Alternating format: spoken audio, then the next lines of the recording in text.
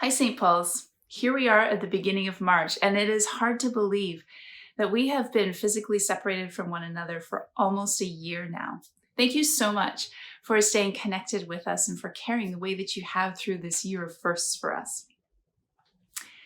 Speaking of which, we are having our first virtual AGM this week. That's tomorrow evening, Tuesday, March the 2nd at 7:30. If you haven't already registered, please do that today so that we can get you everything that you need to be able to participate in that. We'd love to have you there.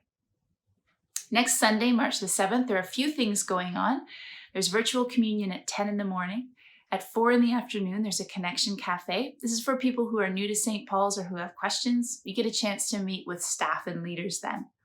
And then that evening, those of us who are reading through the Bible this year are having a check-in meeting. If you didn't get your email invitation to that, just let me know and I'll get you signed up for that. We've been taking the last couple of months to set up some new equipment and some systems that will enable us to more effectively live stream. And we're ready to start trialing this.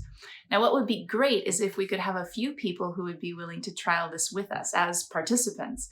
And so if you are one of those people, you'd be willing to watch and engage in a virtual service and then give us feedback afterwards, please use the form that we have available for that. Just let us know and we'll send you more information about what is entailed in that. One of the gifts of COVID for us has been our Apprentice Program. There are over 60 of us who have been tracking through this community-based discipleship intensive, all virtually done and led by Sharon Simmons. We're running right now a couple of cohorts and we're ready to open up the next phases for them. So those of you who are in Apprentice 2 right now, you should already have everything that you need to know about the next step for you.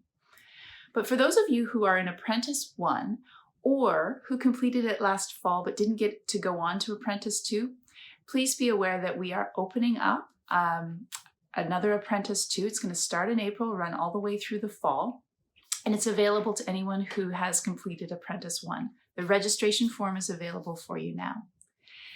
If you haven't been a part of Apprentice and would like us to open up the first part of the program again, please just use the form that we have to let us know about that, and we'll use your interest to gauge when and how we might be able to open that up again.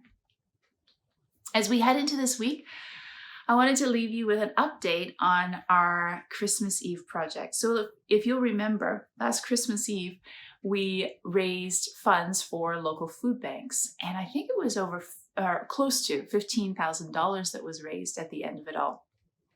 And so in conversation with some of the local food banks, they asked us to please delay in giving our donations until it was a leaner time for them.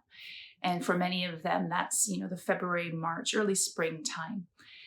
And some of them also said that what would be most helpful is not money, but the actual groceries and goods. And so last week, Ryan Lamoureux, who's on our missions committee and has been spearheading this project, organized a number of volunteers from our church to work with the local independent grocer to do a bulk purchase of groceries and drop them off at the Woodville Food Bank. And so their freezers are filled and they have lots of good food available for the community. We know that another drop-off is planned closer to Easter for another food bank. So thanks to all of you who volunteered and participated in that grocery purchase and drop-off. That was a huge undertaking. And thanks to all of you who contributed to this. Thanks for your generosity and for enabling us to make a difference in our community. Go in peace, St. Paul's.